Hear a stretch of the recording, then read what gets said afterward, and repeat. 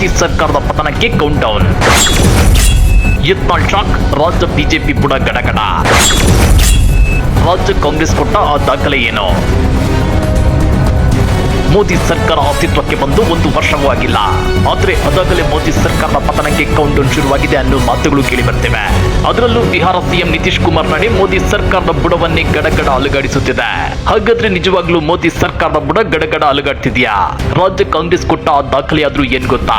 ಅದನ್ನ ಡೀಟೇಲ್ ಆಗಿ ತೋರಿಸ್ತೀವಿ. ಆದ್ರೆ ಅದಕ್ಕಿಂತ ಮೊದಲು ಹಲೋ ಕನ್ನಡ ಯೂಟ್ಯೂಬ್ ಚಾನಲ್ ಅನ್ನ ಸಬ್ಸ್ಕ್ರೈಬ್ ಮಾಡ್ಕೊಳ್ಳಿ. ಹಾಗೇನೇ ಪಕ್ಕದಲ್ಲಿರೋ ಬೆಲ್ ಬಟನ್ ಅನ್ನು ಪ್ರೆಸ್ ಮಾಡಿ. ದೇಶವನ್ನ ಕಾಂಗ್ರೆಸ್ ಮುಕ್ತ ಮಾಡ್ತೀವಿ, ಸಂವಿಧಾನವನ್ನ ಬದಲಾಯಿಸ್ತೀವಿ ಅಂತೇಳಿ ಜಂಬ ಕೊಚ್ಕೊಂತಿದ್ದ ಬಿಜೆಪಿ ನಾಯಕರಿಗೆ ಇದೀಗ ಅಸ್ತಿತ್ವದ ಪ್ರಶ್ನೆ ಕಾಡ್ತಿದೆ. ಕರ್ನಾಟಕದಲ್ಲಿ ಬಿಜೆಪಿ ನಾಯಕರ ಬಿಟ್ಟಿ ಬಿಲ್ಡಪ್ ಬಿಟ್ರೆ ಬೇಳೆ ಏನು ಬೇಯ್ತಾ ಇಲ್ಲ.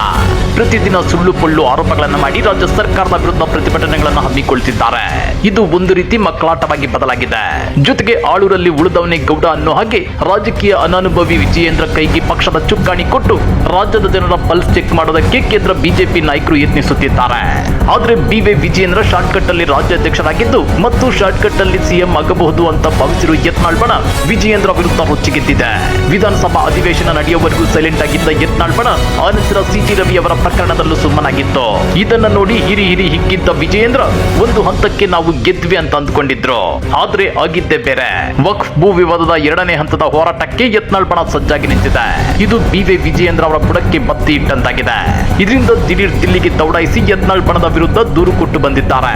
ಅಷ್ಟೇ ಅಲ್ಲ, ಹೈಕಮಾಂಡ್ ನಾಯಕರು ತಮ್ಮ ಬೆನ್ನಿಗಿದ್ದಾರೆ ಅನ್ನೋ ರೀತಿ ಮಾಧ್ಯಮಗಳಲ್ಲಿ ಪೋಸ್ಟ್ ಕೊಟ್ಟಿದ್ದಾರೆ. ಆದ್ರೆ ಇಲ್ಲಿ ಗಮನಿಸಬೇಕಾದ ಅಂಶ ಏನಂದ್ರೆ, ಹೈಕಮಾಂಡ್ ಹಾವು ಸಾಯಬಾರ್ದು, ಕೋಲು ಮುರಿಬಾರ್ದು ಅನ್ನೋ ರೀತಿ ವರ್ತಿಸುತ್ತಿದೆ. ಇದೆಲ್ಲವನ್ನು ಸೂಕ್ಷ್ಮವಾಗಿ ಗಮನಿಸುತ್ತಿರೋ ರಾಜ್ಯ ಕಾಂಗ್ರೆಸ್ ನಾಯಕರು ಬಿಜೆಪಿಯನ್ನ ಹಂಗಿಸಿ ಇವತ್ತು ಟ್ವೀಟ್ ಮಾಡಿದ್ದಾರೆ. ರಾಜ್ಯ ಬಿಜೆಪಿ ಗದ್ದುಗೆ ಗುದ್ದಾಟ ಹೊಸ ವರ್ಷದಲ್ಲೂ ಮುಂದುವರೆದಿದ್ದು, ಬಿವೈ ವಿಜಯೇಂದ್ರರನ್ನ ಅಧ್ಯಕ್ಷ ಪಟ್ಟದಿಂದ ಕೆಳಗಿಳಿಸಲು ಬಸನಗೌಡ ಪಾಟೀಲ್ ಯತ್ನಾಳ್ ಬಣ ಹಾತೊರೆಯುತ್ತಿದ್ರೆ, ಇನ್ನೊಂದು ಕಡೆ ಯತ್ನಾಳ್ ಬಣವನ್ನೇ ಮಟ್ಟ ಹಾಕಲು ವಿಜಯೇಂದ್ರ ಬಣ ಸಂಚು ಹೂಡುತ್ತಿದೆ. ಇದೆಲ್ಲದರ ಮಧ್ಯೆ ಬಿಜೆಪಿಯ ಕೇಂದ್ರದ ವರಿಷ್ಠರು ಅಧ್ಯಕ್ಷರ ಆಯ್ಕೆಗೆ ಚುನಾವಣಾ ಪ್ರಕ್ರಿಯೆ ನಡೆಸಲು ಮುಂದಾಗುತ್ತಿರುವುದು ಯತ್ನಾಳ್ ಬಣಕ್ಕೆ ಹಾಲು ಕುಡಿದಷ್ಟು ಸಂತೋಷ ತಂದಿದೆ. ಪಕ್ಷದಲ್ಲಿನ ಆಂತರಿಕ ಬಿಕ್ಕಟ್ಟಿನಿಂದ ಇಕ್ಕಟ್ಟಿಗೆ ಸಿಲುಕಿರುವ ವಿಜಯೇಂದ್ರ ಸ್ಥಿತಿಯು ಬಿಜೆಪಿಯಲ್ಲಿ ಒರೆಸಿ ಎಸೆಯುವ ಟಿಶ್ಯೂ ಪೇಪರ್ ನಂತಾಗುವುದಂತೂ ಖಚಿತ ಅಂತೇಳಿ ರಾಜ್ಯ ಕಾಂಗ್ರೆಸ್ ಟ್ವೀಟ್ ಮಾಡಿ ಕುಟುಕಿದೆ. ಇದು ರಾಜ್ಯ ಬಿಜೆಪಿಯ ಪರಿಸ್ಥಿತಿ. ಆದ್ರೆ ಕೇಂದ್ರ ಬಿಜೆಪಿ ಸರ್ಕಾರದ ಅಸ್ತಿತ್ವಕ್ಕೂ ಕುತ್ತು ಬರೋ ಸಾಧ್ಯತೆ ಇದೆ. ಯಾಕಂದ್ರೆ ಎನ್ಡಿಎ ಸರ್ಕಾರಕ್ಕೆ ಬೆಂಬಲ ಕೊಟ್ಟಿರೋ ಜೆಡಿಯು ಮುಖಂಡ ಬಿಹಾರ ಸಿಎಂ ನಿತೀಶ್ ಕುಮಾರ್ ನಡೆ ಹಲವು ಅನುಮಾನಗಳನ್ನ ಮೂಡಿಸುತ್ತಿದೆ. ನಿತೀಶ್ ಕುಮಾರ್ಗೆ ಐಎನ್ಡಿಎ ಮೈತ್ರಿಕೂಟದ ಬಾಗಿಲು ಸದಾ ತೆರೆದಿರುತ್ತೆ ಅಂತೇಳಿ ಇತ್ತೀಚೆಗೆ ಲಾಲು ಪ್ರಸಾದ್ ಯಾದವ್ ಹೇಳಿದ್ರು. ಇದಕ್ಕೆ ಯಾವುದೇ ಪ್ರತಿಕ್ರಿಯೆ ನೀಡದೆ ನಿತೀಶ್ ಕುಮಾರ್ ನಗುತ್ತಾ ಹೊರಟು ಹೋಗಿದ್ದಾರೆ.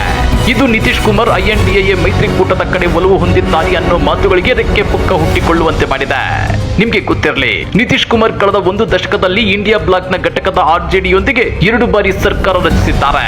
ಆರಿಫ್ ಮೊಹಮ್ಮದ್ ಖಾನ್ ಅವರು ನಿನ್ನೆ ಬಿಹಾರದ ಹೊಸ ರಾಜ್ಯಪಾಲರಾಗಿ ಪ್ರಮಾಣ ವಚನ ಸ್ವೀಕರಿಸಿದ್ದು, ಈ ಸಮಾರಂಭದಲ್ಲಿ ಪಾಲ್ಗೊಂಡಿದ್ದ ನಿತೀಶ್ ಕುಮಾರ್ ಅವರನ್ನ ಪತ್ರಕರ್ತರು ರಾಜಭವನದಲ್ಲಿ ಈ ರೀತಿ ಪ್ರಶ್ನಿಸಿದ್ರು. ಖಾನ್ ಮತ್ತು ಉಪಮುಖ್ಯಮಂತ್ರಿ ಸಾಮ್ರಾಟ್ ಚೌಧರಿ ಸಮ್ಮುಖದಲ್ಲಿ ಲಾಲು ಪ್ರಸಾದ್ ಹೇಳಿಕೆ ಕುರಿತು ಪತ್ರಕರ್ತರು ಕೇಳಿದಾಗ ನಿತೀಶ್ ಕುಮಾರ್ ಕೈ ಮುಗಿದು ಮುಗುಳ್ನಕ್ಕಿದ್ದಾರೆ. ಪತ್ರಕರ್ತರು ಮತ್ತಷ್ಟು ಒತ್ತಿ ಕೇಳಿದಾಗ ನೀವು ಏನು ಹೇಳುತ್ತಿದ್ದೀರಿ ಅಂತ ಪ್ರಶ್ನಿಸಿದ್ದಾರೆ. ರಾಜ್ಯ ಸರ್ಕಾರ ತನ್ನ ಅವಧಿಯನ್ನು ಪೂರ್ಣಗೊಳಿಸುತ್ತದೆಯೇ ಅಂತೇಳಿ ತೀಕ್ಷ್ಣವಾದ ಪ್ರಶ್ನೆಯನ್ನ ಕೇಳಿದಾಗ ಖಾನ್ ಮಧ್ಯಪ್ರವೇಶಿಸಿ, ಇದು ಈ ರೀತಿಯ ಪ್ರಶ್ನೆಗೆ ಉತ್ತರಿಸುವ ಸಂದರ್ಭವಲ್ಲ, ಇಂದು ಸಂತೋಷದ ದಿನ, ನಾವು ಒಳ್ಳೆಯ ವಿಷಯಗಳ ಬಗ್ಗೆ ಮಾತ್ರ ಮಾತಾಡೋಣ ಅಂತೇಳಿ ಇತಿಶ್ರೀ ಹಾಡಿದ್ರು. ಅಂದ್ರೆ ಕೇಂದ್ರ ಎನ್ಡಿಎ ಸರ್ಕಾರದಲ್ಲಿ ಬಿಜೆಪಿ ಸ್ವಲ್ಪ ಬಾಲ ಬಿಚ್ಚಿದ್ರು ನಿತೀಶ್ ಕುಮಾರ್ ರುಚಿಗೇಳೋ ಸಾಧ್ಯತೆ ಇದೆ. ಜೊತೆಗೆ ನಿತೀಶ್ ಕುಮಾರ್ ಮತ್ತು ಚಂದ್ರಬಾಬು ನಾಯ್ಡು ಮತ್ತು ಸಣ್ಣ ಪುಟ್ಟ ಪಕ್ಷಗಳು ಐಎನ್ಡಿಎ ಒಕ್ಕೂಟದ ಬೆನ್ನಿಗೆ ನಿಂತರೆ ಕೇಂದ್ರದ ಮೋದಿ ಸರ್ಕಾರ ಪತನವಾಗುವುದು ಗ್ಯಾರಂಟಿ. ಜೊತೆಗೆ ಐಎನ್ಡಿಎ ಒಕ್ಕೂಟದಲ್ಲಿ ನಿತೀಶ್ ಕುಮಾರ್ಗೆ ಪ್ರಧಾನಿ ಹುದ್ದೆ ಸಿಗುತ್ತೆ ಅಂದ್ರೆ ಅವರು ಅಂತ ಆಫರ್ ಅನ್ನ ಅದ್ಯಾಕೆ ಮಿಸ್ ಮಾಡ್ಕೊಂತಾರೆ ಅನ್ನೋ ಮಾತುಗಳು ಕೇಳಿ ಬರ್ತವೆ. ಇನ್ನ ಈ ಬಗ್ಗೆ ಟ್ವೀಟ್ ಮಾಡಿರೋ ರಾಜ್ಯ ಕಾಂಗ್ರೆಸ್, ಮೋದಿ ಸರ್ಕಾರದ ಪತನಕ್ಕೆ ಕ್ಷಣಗಣನೆ ಆರಂಭವಾಗಿದೆ. ಎನ್ಡಿಎ ಮೈತ್ರಿಕೂಟದಲ್ಲಿ ಬಿರುಕು ದೊಡ್ಡದಾಗುತ್ತಿದೆ. ನಿತೀಶ್ ಕುಮಾರ್ ಅವರು ಲಾಲು ಪ್ರಸಾದ್ ಯಾದವ್ ಅವರ ಆಹ್ವಾನಕ್ಕೆ ಅಡ್ಡಗೋಡೆಯ ಮೇಲೆ ದೀಪವಿಟ್ಟಂತೆ ಮಾತನಾಡಿದ್ದಾರೆ. ಮತ್ತೊಂದೆಡೆ ಎನ್ಡಿಎ ಮಿತ್ರ ಪಕ್ಷಗಳಲ್ಲಿ ಒಂದಾದ ಆಪ್ನ ದಳದ ಸಚಿವ ಆಶೀಶ್ ಪಟೇಲ್ ಉತ್ತರ ಪ್ರದೇಶದ ಮುಖ್ಯಮಂತ್ರಿ ಯೋಗಿ ಆದಿತ್ಯನಾಥ್ ಅವರೊಂದಿಗೆ ಭಿನ್ನಾಭಿಪ್ರಾಯವಿದೆ ಎಂದಿದ್ದಾರೆ. ಸರ್ವಾಧಿಕಾರಿ ನಡೆ, ಜನ ವಿರೋಧಿ ನೀತಿಗಳು, ಸೈದ್ಧಾಂತಿಕ ಭಿನ್ನಾಭಿಪ್ರಾಯಗಳು ಅಜ್ಜೆದಿರದಿಂದ ದೇಶದ ಜನರಿಗೆ ಮುಕ್ತಿ ಕೊಡಿಸುವುದು ಖಚಿತ ಅಂತೇಳಿ ರಾಜ್ಯ ಕಾಂಗ್ರೆಸ್ ಟ್ವೀಟ್ ಮಾಡಿದೆ. ಹಾಗಾದ್ರೆ ಕಾಂಗ್ರೆಸ್ ಮುಕ್ತ ಮಾಡ್ತೀವಿ ಅಂತಿದ್ದ ಬಿಜೆಪಿಗರಿಗೆ ಇದೆಂತ ದುಸ್ಥಿತಿ ಬಂತು? ಸ್ವಲ್ಪ ಯಾಮರಿದ್ರೆ ಕೇಂದ್ರದ ಎನ್ಡಿಎ ಸರ್ಕಾರ ಪತನವಾಗುವುದು ಗ್ಯಾರಂಟಿನಾ? ಕಮೆಂಟ್ ಮಾಡಿ, ವಿಡಿಯೋ ಲೈಕ್ ಮಾಡಿ, ಶೇರ್ ಮಾಡಿ. ಇಂಥ ಮತ್ತಷ್ಟು ರೋಚಕ ರಾಜಕೀಯ ಸುದ್ದಿಗಳನ್ನ ಮಿಸ್ ಮಾಡದೆ ನೋಡಬೇಕು ಅಂದ್ರೆ ಹಲೋ ಕನ್ನಡ ಯೂಟ್ಯೂಬ್ ಚಾನಲ್ ಅನ್ನ ಸಬ್ಸ್ಕ್ರೈಬ್ ಮಾಡಿ.